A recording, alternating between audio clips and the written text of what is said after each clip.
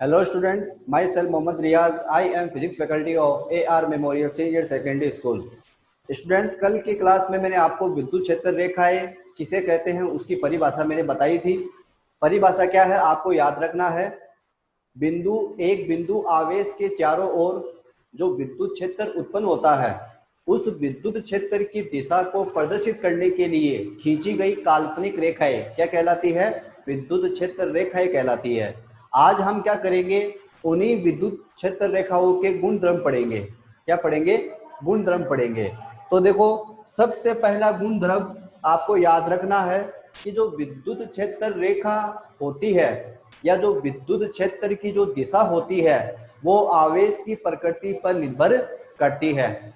आवेश की प्रकृति पर निर्भर करने का मतलब क्या हुआ? यदि आवेश क्या हो, धनात्मक हो, तो विद्युत क्षेत्र रेखाएं बाहर की ओर होती है, और यदि आवेश ऋणात्मक हो तो विद्युत क्षेत्र रेखाएं अंदर की ओर होती है। तो सबसे पहले आपको पहला गुणधर्म यही लिखना है। क्या लिखना है कि विद्युत क्षेत्र रेखाएं विद्युत क्षेत्र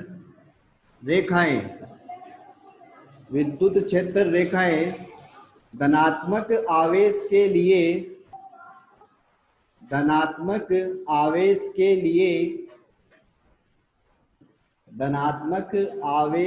लिए त्रिज्यतः क्या होती है? बाहर की ओर होती है। बाहर की ओर होती है, ठीक है।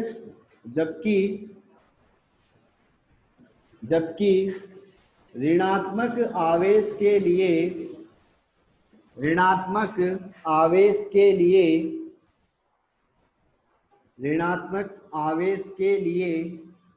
क्या होती है?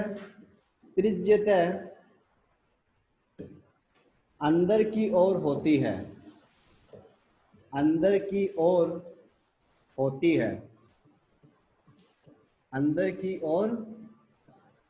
होती है। तो आपको ये पहला गुणधर्म याद रखना है कि विद्युत क्षेत्र रेखा एक धनात्मक आवेश के लिए बाहर की ओर होती है और ऋणात्मक आवेश के लिए अंदर की ओर होती है। बाहर की ओर होने का मतलब क्या है? जो विद्युत क्षेत्र की जो दिशा है वो बाहर की ओर होती है, और अंदर की ओर होने का मतलब क्या है? जो ऋणात्मक आवेश होगा उसके लिए विद्युत क्षेत्र की दिशा क्या होगी? अंदर की ओर होगी। तो आप इसके डायग्राम भी बना सकते हो। जैसे ये एक प्लस क्यू आवेश है, ठीक है। इसके चारों ओर क्या बनेगा? एक विद्युत क्षेत्र बनेगा, और विद्युत क्षेत्र को बनाने के लिए हम क्या खींचते हैं? काल्पनिक रेखाएं खींचते हैं। उन काल्पनिक रेखाओं को अपन क्या कहते हैं? विद्युत क्षेत्र रेखाएं कहते हैं। अब देखो, मैंने आपको पहले गुणधर्म में क्या पढ़ाया है कि जो क्षेत्र रेखाएं होती है वो धनात्मक आवेश के लिए बाहर की ओर होती है। तो आप क्या करोगे? इन विद्युत क्षेत्र रेखाओं की दिशा बाहर की ओर क्या कर दोगे? प्रदर्शित कर दोगे, ठीक है। तो ये हो गई विद्युत क्षेत्र रेखाओं की दिशा किस ओर? बाहर की ओर। किस ओर हो गई? बाहर की ओर हो गई। अगर यही आवेश क्या हो? ऋणात्मक हो, तो ये रेखाएं क्या होगी? अंदर की ओर हो जाएगी। ऐसे ये रेखाएं क्या हो जाएगी स्टूडेंट्स? अंदर की ओर हो जाती है, इस तरह।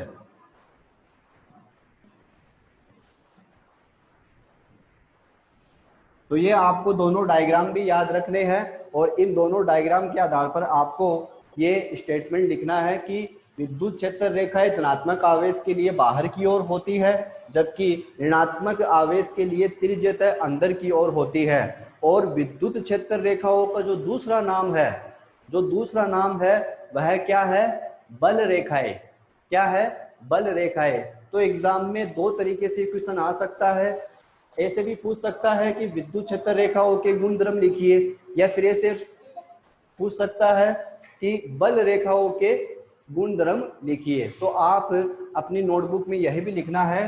क्या लिखोगे? कि विद्युत क्षेत्र रेखाओं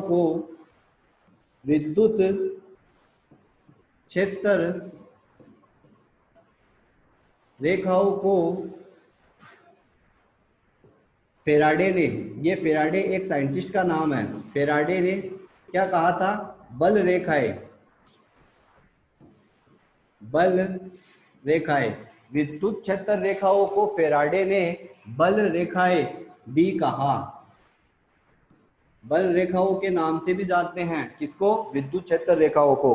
तो ये विद्युत क्षेत्र रेखाओं का पहला गुणधर्म है। अब हम दूसरे गुणधर्म की बात करते हैं। तो याद रखना है स्टूडेंट्स, धनात्मक आवेश के लिए बाहर की ओर होती है विद्युत क्षेत्र रेखाएं और ऋणात्मक आवेश के लिए विद्युत क्षेत्र रेखाएं अंदर की ओर होती है। मेरा कहने का मतलब यही है कि जो विद्युत क्षेत्र रेखाएं हैं या जो विद्युत क्षेत्र की जो दिशा है वो आवेश की प्रकृति पर निर्भर करती है, तो वो आपको याद रखना है। अब जो दूसरा गुणधर्म है वह दूसरा गुणधर्म यह है कि जो विद्युत क्षेत्र रेखाएं होती है, जो विद्युत क्षेत्र रेखाएं होती है उनकी जो दिशा होती है वो धनात्मक आवेश से ऋणात्मक आवेश की ओर होती है। ये आपको याद रखना है। तो मैं लिखता हूं कि जो विद्युत क्षेत्र रेखाएं होती है, विद्युत क्षेत्र रेखाएं धनात्मक आवेश से किस ओर होती है? ऋणात्मक आवेश की ओर होती है। ऋणात्मक आवेश की ओर होती है। ऋणात्मक आवेश की ओर होती है। या आप क्या कह सकते हो? ये कह सकते हो कि जो विद्युत क्षेत्र रेखाएं है वो धनात्मक आवेश से शुरू होकर कहाँ पे खत्म होती है? ऋणात्मक आवेश पर खत्म होती है। तो लिखोगे विद्युत क्षेत्र रेखाएं, विद्युत क्षेत्र रेखाएं धनात्मक आवेश से शुरू होकर, धनात्मक आवेश से शुरू होकर ऋणात्मक आवेश पर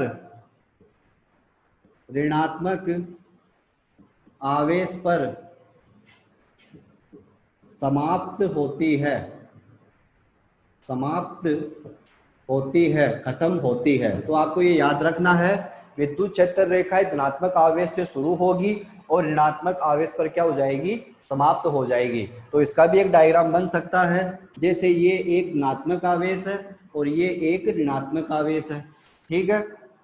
और ये दो आवेश एक दूसरे से r डिस्टेंस के ऊपर रखे हुए हैं, ठीक है।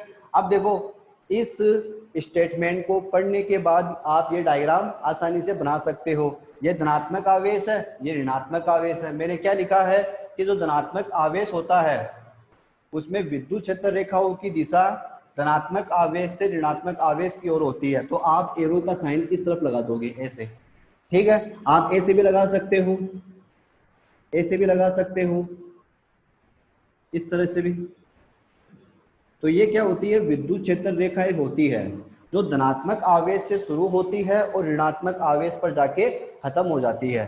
तो इस तरीके से भी आप कर सकते हो। जैसे यहाँ से क्या हो रही है? विद्युत क्षेत्र रेखाएं निकल रही है। अब ये क्या है? एक तरह का विद्युत क्षेत्र ही तो है।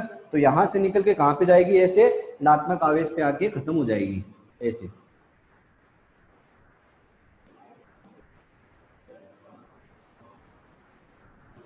ठीक है स्टूडेंट्स, ये आपको याद रखना है, ठीक है। तो विद्युत क्षेत्र रेखाएं धनात्मक आवेश से शुरू होती है और ऋणात्मक आवेश पर समाप्त होती है। देखो आप इसमें एक बात नोटिस कर सकते हो। क्या नोटिस कर सकते हो? कि जो विद्युत क्षेत्र रेखाएं हैं वो एक दूसरे को कभी भी प्रतिच्छेद नहीं करती। ये विद्युत क्षेत्र रेखाओं का तीसरा गुणधर्म होता है जिसे हम कल स्टडी करेंगे। तब तक के लिए आप इन दो गुणधर्मों को ध्यानपूर्वक पढ़िए। Thank you.